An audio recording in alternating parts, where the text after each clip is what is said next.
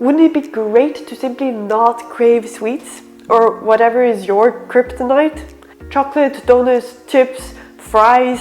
Wouldn't it be great to free yourself from any of those cravings and the power these foods have over you?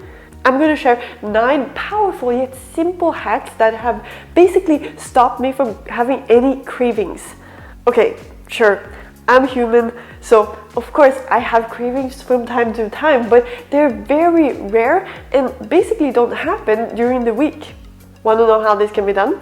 Then check out these 9 powerful hacks as well as tips on what to do if you simply cannot resist temptation.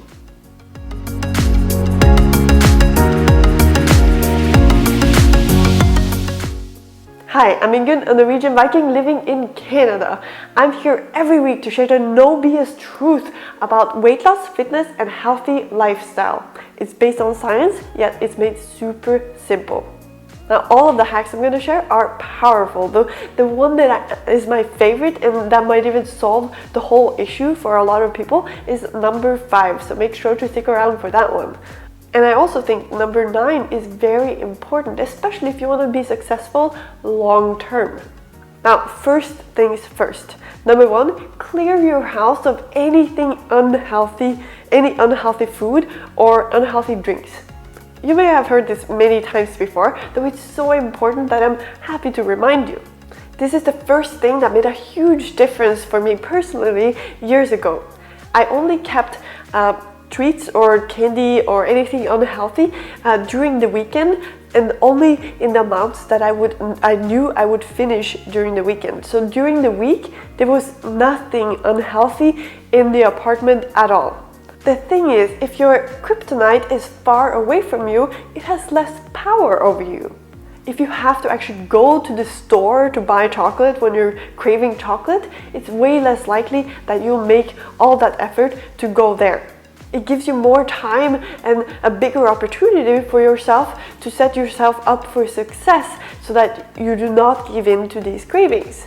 Just think like this. If it's not in your house, it's off limits. It's not even an option. So you don't need to use your willpower to decide whether or not to eat this food because it's simply not an option.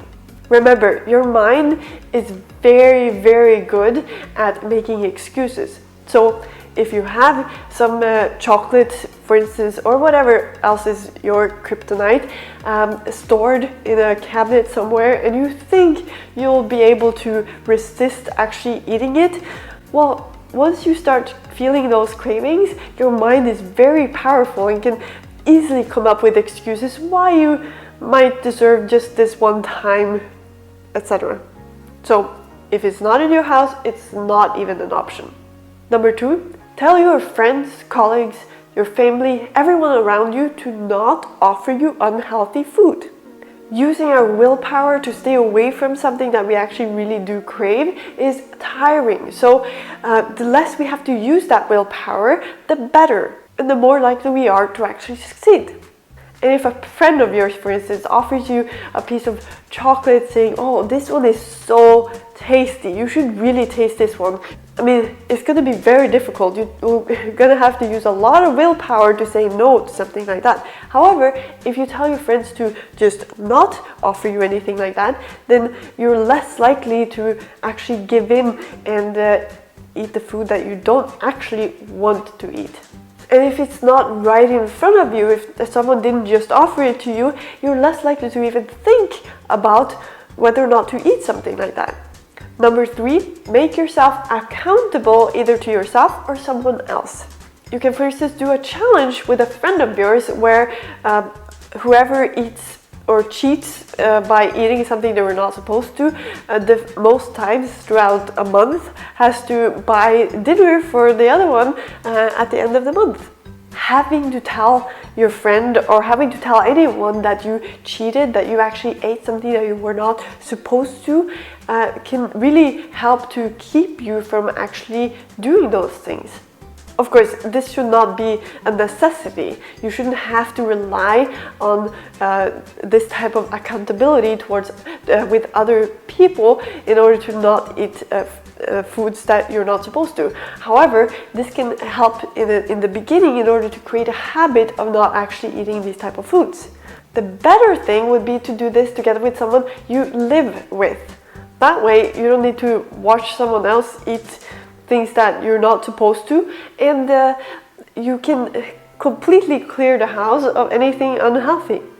Now the fourth one is to not drink any sweetened beverage, and not even the 0-calorie ones. Have you noticed that drinking soda when you're thirsty doesn't really help? Plus, drinking something sweet, even if it's 0-calorie, gets us used to that sweet flavor more often. And it can make us crave sweets more. Now, number 5, which is my favorite, is to make sure the meals that we actually do eat are nutritious and high in protein. Eating more of the good stuff can make us feel less like eating the bad stuff.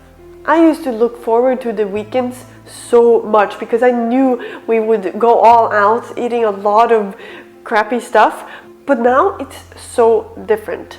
Now, when I say eating the good stuff, I don't mean salad. Salad can be fine, though we can't expect to eat salad for dinner and then not crave something else later on. Even if that salad satisfies you right there and then, we can't expect it to keep us satisfied for very long if it doesn't contain at least a good amount of protein. Foods high in protein are very satiating, so increasing the amount of protein that we eat can really help us feel full for longer. A quick reminder, make sure to click that subscribe button and turn on notifications to follow my channel and get notified when my next video comes out. And also make sure to follow me on Instagram at VikingIngun. Now, number 6, don't go shopping when you're hungry. And better yet, write a shopping list and stick to it. That means if you're buying food for the rest of the week, you're gonna have to plan every meal for that rest of the week, and you can decide how many cheat meals, or if you don't want to have any cheat meals or snacks, you simply do not buy them. Supermarkets are designed to make us buy a ton of crap. So by coming prepared with a shopping list is kind of our armor against this type of methods. So if we stick to that shopping list, I mean, we won't end up with a ton of crappy stuff in our cabinets that we will end up eating when we're really not supposed to. Plus, being armed with a shopping list is really a way to not have to use our willpower when we stand next to all these delicious chocolates and we're wondering, oh, should we get one? Maybe it's just gonna sit in my cabinet.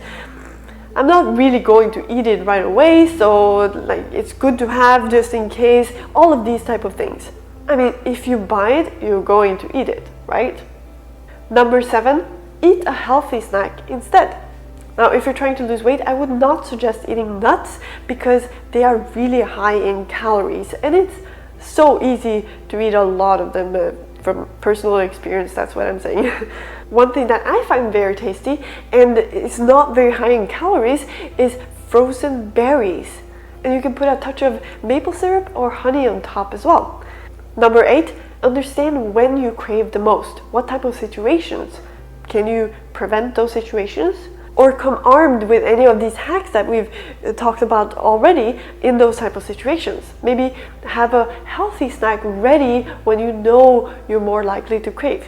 I know from personal experience as a woman, there are certain times when I crave a lot more. So making sure I do not have anything available that I can talk myself into actually eating, and at the same time have some healthy snacks available so I do still have something to enjoy. Number 9, don't be too strict, at least not for too long. Allow yourself to cheat at specific times. If you want to eliminate all unhealthy foods and drinks for a month, for instance, that can be a very nice challenge to do, though I really wouldn't suggest doing it forever or indefinitely. I would suggest that if you do decide to have cheat meals or cheat snacks, then you decide when you are allowed to do that beforehand. For instance, on a Saturday night, you're allowed to, though on Mondays and through Friday you're not, or on the Wednesdays you're allowed one snack, but the rest of the week you're not. by setting the rules beforehand, you don't need to use your willpower to decide whether or not to give in to the cravings, because you've already decided beforehand. Now, even with all these hacks, we're doomed to still sometimes give in to our cravings when we're not really supposed to. I think the key here is to not necessarily beat yourself up because you had a fallback. Just acknowledge that it happened. It wasn't supposed to happen, but it did, and it's okay. We're not all perfect, so this can happen and it's perfectly fine. However, it's not okay if it happens again very soon, because this is when you start to create a habit.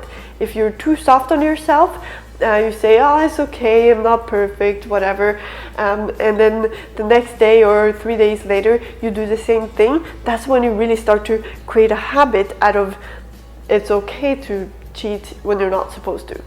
So this is really when you need to understand yourself. You need to be very conscious about the decisions you make and how you react when you might have a fallback. Remember, our minds are very, very good at coming up with excuses as to why it's okay to do something that we're really not supposed to do. So be aware of that and don't let your mind fool you into doing things that you actually do not want. Now, if you haven't already done so, make sure you download my free guide where I show how conventional weight loss advice that we've been hearing for years and years is not necessarily what's going to give you the best results. I mean, counting calories, exercising more, eating a low-fat diet, these are kind of old news type of things that are not necessarily the best ways to and most effective ways to lose weight. Through science, we've learned a lot about losing weight and how we can do that more effectively and achieve long-lasting results. And I talk about that in this guide. So if you're ready to come on the science side of losing weight and achieving real lasting results, then download the free guide at vikingingun.com right now. I hope you've enjoyed this video, and if so, then give it a thumbs up and share it. And I'll see you in the next video. Bye for now.